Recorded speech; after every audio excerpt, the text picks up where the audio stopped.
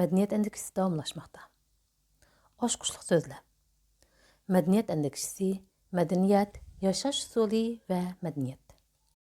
Birinchi.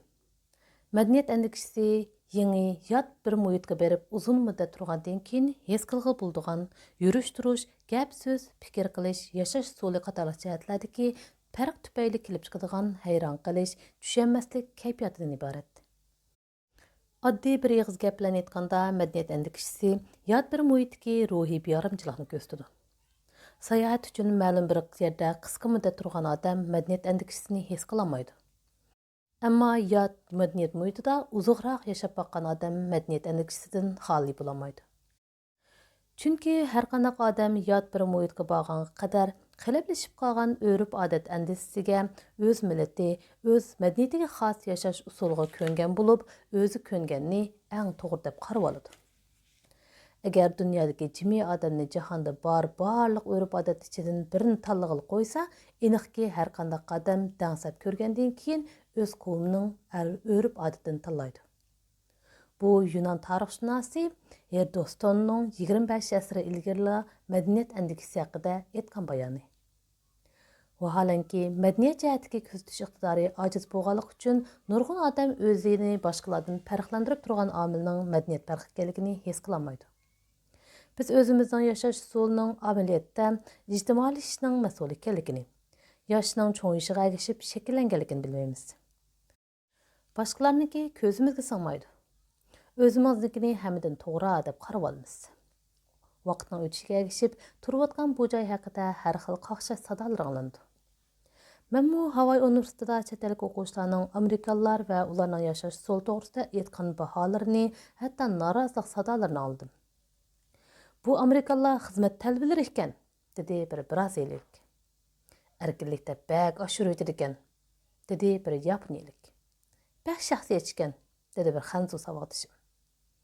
Amerikalılar och ko'z keladi, dedi bir meksikalik. Uch quyruqni chakdan oshirib etadi, dedi bir angliyalik. Yolg'on kuladi, soxtipas, dedi bir arab. Odamning yashash usulini madaniyat kimlik jihatiga qimmat qarashi belgilaydi. Gerçi Amerikalılarning nurg'un qimmat qarashlari yashash usul jihatiga o'zgachiliklar ko'zimizga sig'masimi, ularning yurish turishi, gap so'zlarining orqa ko'rinishini his qilsak, vaqtning o'tishiga ergashib bizdagi madaniyat endeksisi uncha kuchli bo'lmaydi.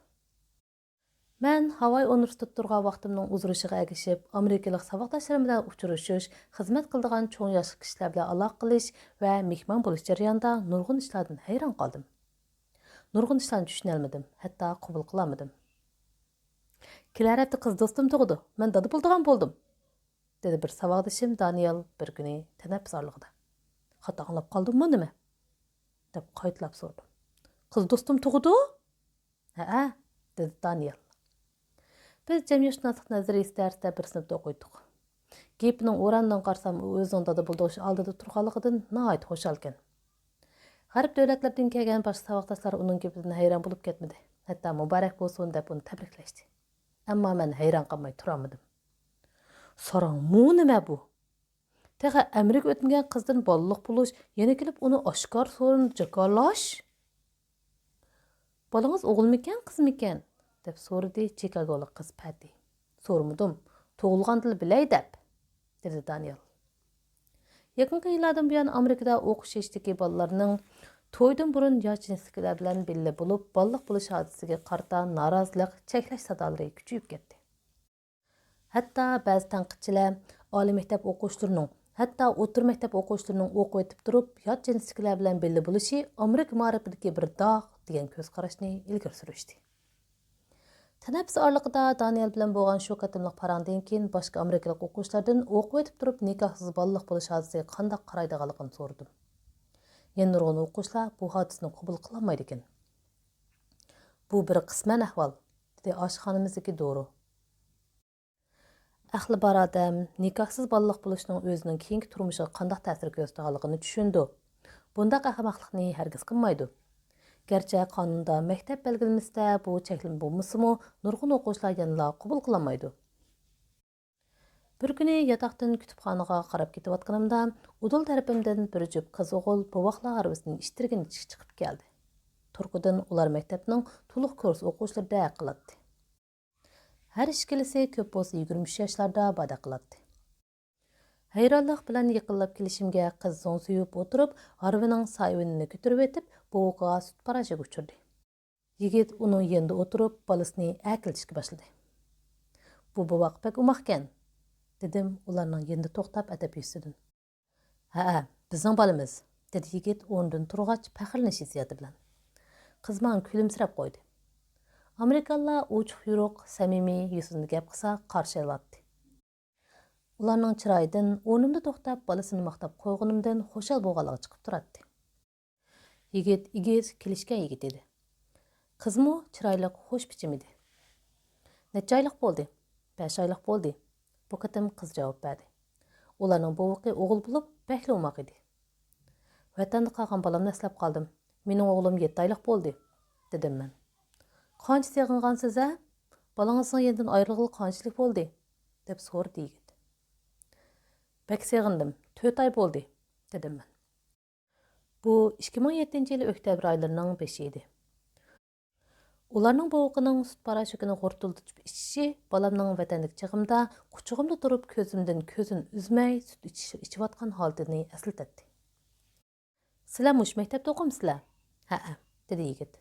Men elektr injenerlik kasbida o'qiyman. Qiz do'stim ximiya kasbida.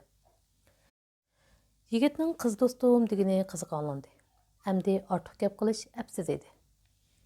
Sizlarga baxt tilayman. Bu o'qinglar rostli bek umoqkan, dedim qadimimni yo'tkash. Rahmat, dedi qiz yigit tangla. Kutubxonaga kirib o'tirgandan keyin qiz yigitning qiyofati ko'z oldimdan ketmadi.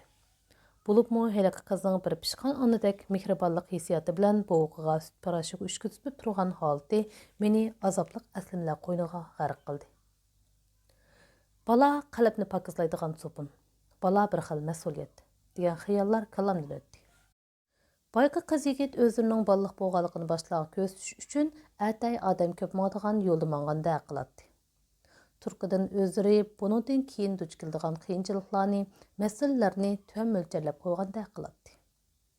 Aslida bolliq bo'lish tentaklik, bolliqning bir o'lish kamayib, mas'uliyat, majburiyatning bir o'lish eshidan derak beradi. Bolliq bo'lgandan keyin uni qanday qilib yaramli odam qilib tarbiyalash kuch talab qiladigan qiyin ish edi. Ürümchilik chag'imda kelgusidagi tadqiqotim uchun xom material izlab yurgan kunlarning birida Xinjiang qonunchilik gazetidan universitetni bitiribla yigiti tarafidan tashlab etilgan bir qizning hadisning uyidagi hojatxonada nikohsiz tug'ilgan bolani ko'zdan yo'q qilish uchun 6-qavatdan tashlab etganligi. Yana bir qizning kunduzda tap tatmasdan o'lik buvoqni axlat sandig'iga tashlab etib, xotirjam ketib qolganligi haqidagi xabarlarni ko'rib, hang-tang qolgan edim. Her xil chiritkichi omillarning ta'sirida Uyg'ur qiz yigitlari orasidami nikohdan burun bolliq bo'lib qilib, yig'ishtirolmay har xil vahshiy qiliqlarni qilgan nokaslarmi uchrab turadi. Bu hol Uyg'urlarning an'anaviy qimmat qarashiga, numus madaniyatiga, axloq mezonlariga kelayotgan xiris va xavfning mo'ljallanimizdan eshib ketayotganligini dalillab turadi. Bo'libmi Xinjiang qonunchilik gazeti, Urumchi kashf gazetida pat-pat beriladigan amaliy dilo misollari inson qalbidan chiqqan bundaq vahshiylikning Uyg'ur jamiyatida qisman bo'lsa-mu mavjud ekanligini isbotlaydi. Jamiyatshunoslik ilmida bundaq topdan chiqish qilmishi ijtimoiy benormallik deb ataladi. Boyqa qiz yigitning nikohsiz turib bolliq bo'lishini qat'iy qo'llamasam-mu, ammo ularning bo'g'ini mehribonlik, faxrlanish hissiyoti bilan paplab o'ltirgan holati nikohsiz tug'ilgan bo'g'ini tashlab etgan, har xil usulda o'ltirgan noahillar bilan ro'shan selishtirim bo'lib ko'z oldimda gavdlandi. Bu ixtiyorsiz holda Dog'iston shoiri Rasul Hamzatovning "Sen o'tmishga tapanchadan o'q atsang, kelajak seni zambirak bilan otadi" degan bayonini eslab qoldim. Ikkinchi, men his qilayotgan madaniyat andikishisi yana davomlashmoqda edi. Universitet ko'chalarida oppoq uzun pochoqlarni almashtirib tamak chekayotgan egiz qizlarni, o'qitish binolarining koridorlarida maydasin so'g'oq sement yerga chaplab yotgan qizlarni ko'rganimda hayron qoldim. Men qabul qilolmaydigan, tushunolmaydigan ishlar ha deganda chiqib turadi. Bir necha ish faqat esimdan chiqmaydi. Bir kuni başka bir institutda usul dersi beradigan Munira ablezning taklif qilishi bilan u ishlaydigan maktabga konsert qo'yilib bordim. Bu konsertda nurg'un esli numurlar qatorida Munira ablez dars bergan o'quvchilar bir necha maydon usul o'ynadi. Konsert oxirlashgandan keyin Muniraning do'stlari uni tabriklab yeniga kelishdi. Ba'zilari bo'yniga gulchamrak etishdi.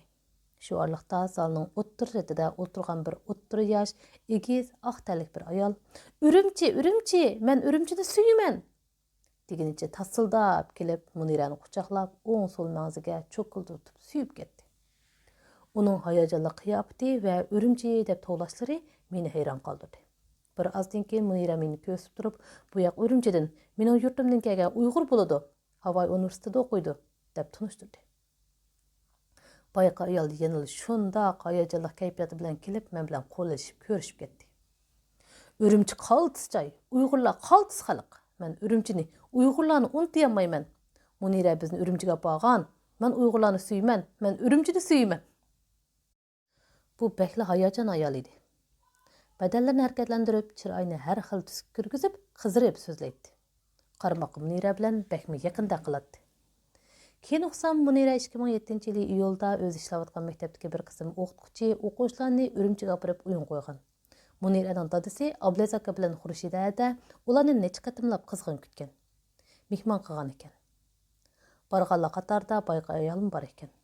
Meni hayron qoldirgan, menga madaniyat endiksiyasi his qildirgan nuqta shu bo'ldiki, u ayol chiroyini intayin tez o'zgartiraydi. Hamma odamga ana shunday hayajon bilan gap qiladi. Kulimsiraydi. Her gepining orlig'ida "I love, men suyman" degan so'zni og'zidan tushamaydi. Muniraga o'zini yaqin tutgan bu ayol yana bir necha odamga nihoyatda hayajon qiyofatda kulib turib, bir munj gap qilyapti-da, 10 minutlardan keyin bay deb yo'liga ravon bo'ldi. Mağdigan chog'dagi aldirash qiyofatida bayaqi hayajondan asar qolmadi. Nimanda hayajon ayol bu? Kulishlarimi, yaqinchiliklarimi yolg'ondaklik qilamdi nima? Chiroyini bək tez o'zgartiradi ekan, yuzining terisi charchamamdigandu. Dedim Muniraga hayronligimni yushirmay. Munira kulib ketdi. Men kulib ketdim. Bu yerdagi kishilar adab yuzidan shunday qizg'in muomala qildi. Amerikalılar paranglashganligi odamga nihoyat qizg'in muomala qiladi. Qoida sizni nihoyat tushungan qiyofatga kirib oladi. Tushunmagan odam qarshi tarafning qizg'in muomalasini bu odam meni yoqtirib qopti deb xato tushunishi turg'al gap edi. Lekin sizga qarab qizg'inlik bilan kulimsirgan, sizni tushunganda qiyofatga kirib olgan odam hayol o'tmay boshqalarga ana shunday qiliqlarni ko'rsatdi. To'xtamay maqtaydi. Selishtirim madaniyatshunaslik darsida o'qituvchimiz Anni Amerikalılarning mijozi, ijtimoiy aloq jihatda madaniyat endiksiyasi his qilgan nuqtalarni deb beqishimizni aytganda, men bu Amerikalılarning chiroyi bak tez o'zgaradi ekan, hamma odamni maqtaydi ekan. Sharq davlatlaridan kelganlar yangi kelganda hayron qolmay turolmaydi. Ularning yuz terisi talmamdigandu, dedim. Saboqdoshlarim kulishib ketdi. Men Urumchilik chog'dami qarshi tarafni tushungan qiyofat kirib olib, pulini xarjlagan, tamog'ini yegan, qarshi tarafdan foydalangan jiq Amerikalılarni ko'rgan edim. Bulubmi yangi til o'rganayotgan Uyg'ur o'quvchilar ingliz tilini mashq qilib olay, do'st bo'lay degan maqsadda Amerikalılarga yaqinlashib, ta'sir teqqan pullari bilan ularni mehmon qilib tashlaydi. Lekin qarshi taraf Uyg'ur o'quvchilarning tamog'ini yeb, o'v nishonlarini pat-pat almashtirib, xalqliq paytda asqatmay yuraveradi. Amerikalılarning qizg'in muomalasini dunyodagi har qanday millat to'g'rab bo'lmaydi. Men qoida Amerikalılar dushmaniga shunday qizg'in muomala qilamdigandu deb o'ylab qolatdim. Albatta Amerikalılarning har vaqt ochiq yuriq, qizg'in turalishi yaxshi bo'lgan pixsik saposi va do'stonlik kishining haqqiga qor sanamaslik kayfiyatini umumiy atmosferaga aylangan ijtimoiy mexanizm bilan munosabatli edi. Ijtimoiy munosabat tovarga aylangan va nupuz imtiyozni cho'ng bilish pixsikisi cho'nqur iltisotgan jamiyatda qizg'in do'stona munosabatni hamma joyda ko'gil bo'lmaydi. Meni hayron qoldirgan ishlar chiqib turadi. Amerikalılarni tamoq taklif qilsam, ularning qo'saqi bak amriq ekanligini bayqaydim. Mening Bel ismli bir saboqdoshim bor edi. Tamoq taklif qilganimda uni yeb boqamsiz desam maha dedi, buni yeb boqamsiz desam maha dedi. Qat'iy tortinmaydi. Uningdan boshqa Amerikada elektr isrofchiligi og'ir edi. Har qanday ommaviy sorunga markaziy bir taraf qilg'uch sistema o'rnatadi. Başqa yerlərdə ahval qandaq buludu, bunisi mağa nama'lum. Әмма мен тұрдыған бинаның коридор, hacetxana çıraqları, Şərq-Ғәрb tədqiqat mərkəzinin oxutuş binalarının çırığı 24 saat öçürülməkdi. Hava təңşігіш boğaşqa, kitapxanımı, sınıfmı şundaq salqın idi. Əlbəttə, Amerikanın kişini suyundurduğan tərəfləri mücük idi.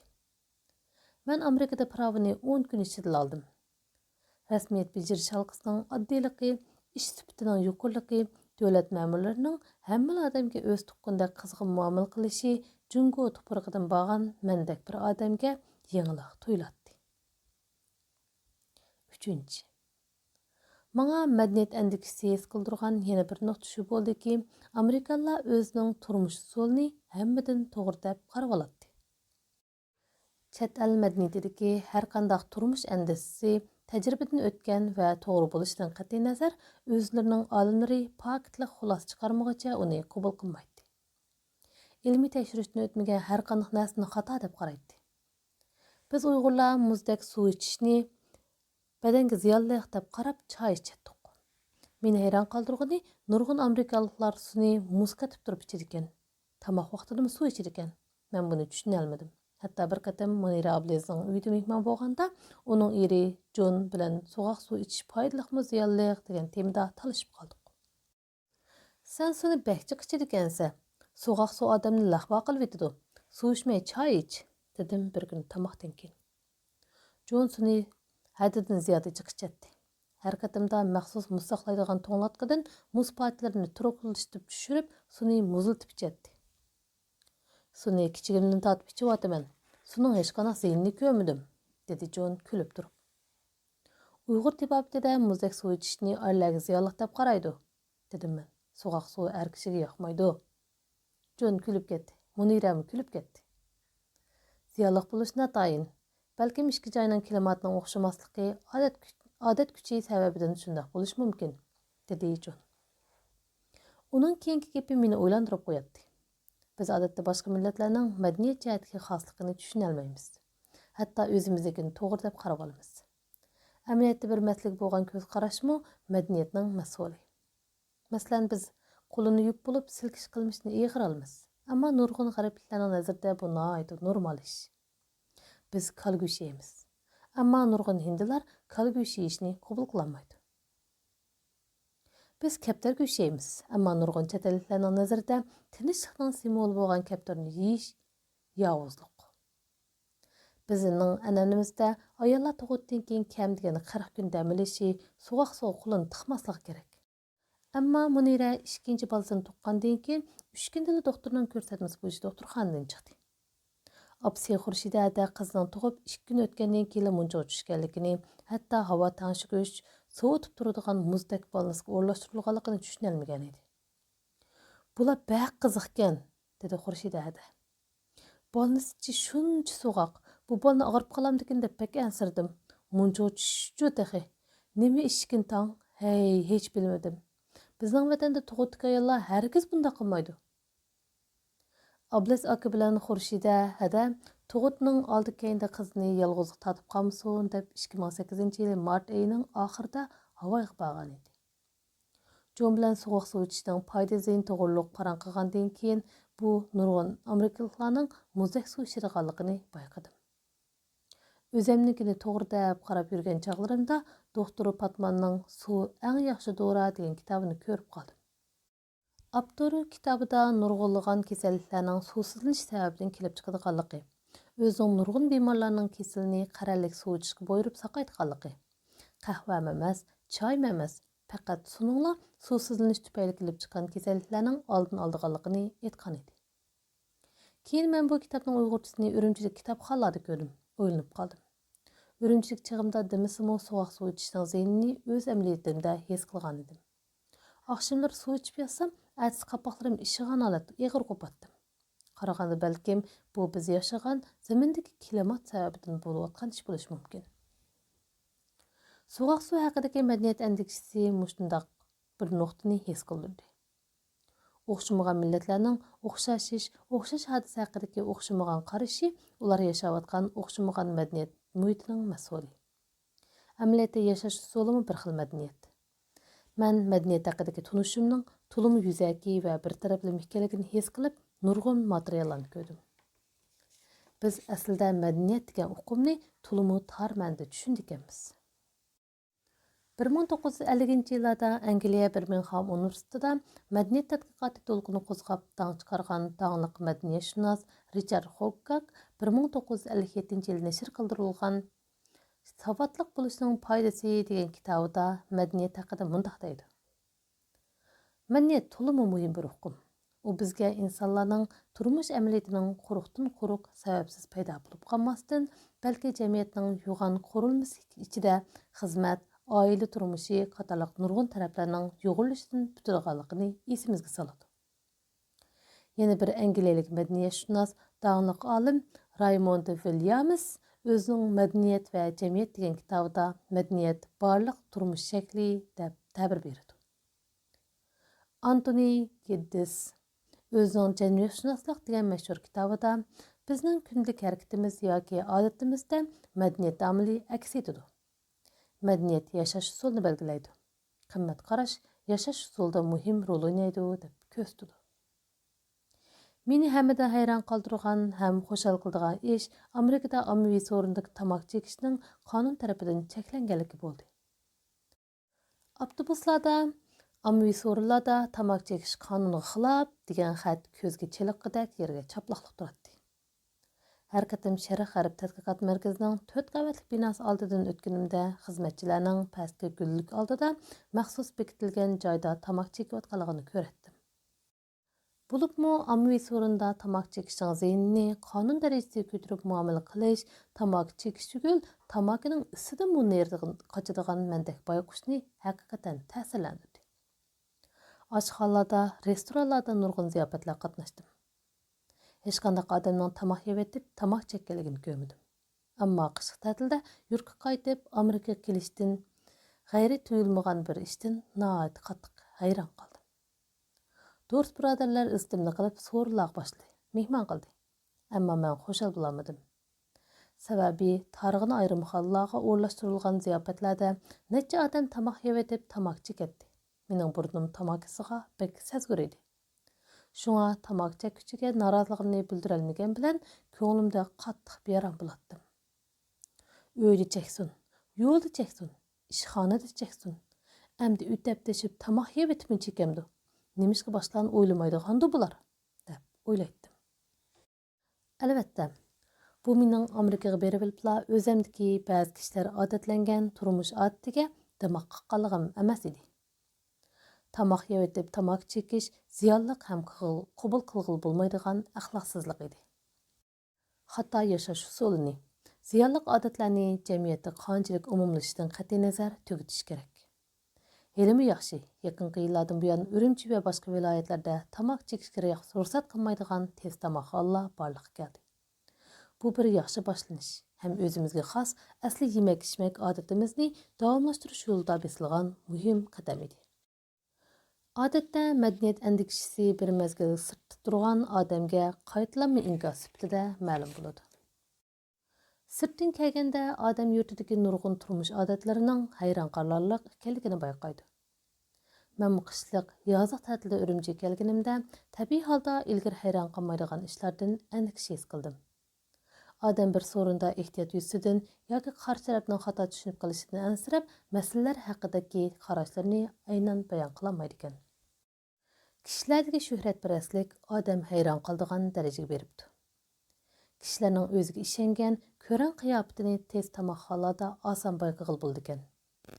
Odamlar o'zining turmush usuli, fikr andisi bo'yicha boshqalarga baho beradi ekan. 4. Amerikada qanchalik uzun turgan bo'lishidan qat'iy nazar, odam u yerga borgandagi tunji ta'sirotni unutolmaydi. Mening Amerikaga tushgandagi tunji ta'sirotim buningdan mustasno emas. Bizning Amerika haqidagi ta'sirotlarimiz kino, televizorlarda ko'rganimiz bo'yicha tasavvurimizga yetadi. Men ko'rgan kinolarda aerodromlar shunchalik cho'ng ko'rinadi. Ammo havoga tushganimda Honolulu xalqaro aerodromining uncha cho'ng, hayvatlik emasligi, ko'lam jihatda Urumchi aerodromidan farqlanmaydiganligini bilib hayron qoldim. Bizni Ford o'qish mukofotiga mas'ul xodim Kim Simol aerodromda kutib oldi. Universitetga ketayotgach, mashina darasidan sirtqa sap saldim. Ko'chalar bakmi kengri ham pokiz edi. Har bir cho'ng ko'chada kam degani 5-6 gacha mashina yo'li bo'ladi. Qiziqarli yeri yog'ochdan yasalgan dach uylar ko'p edi.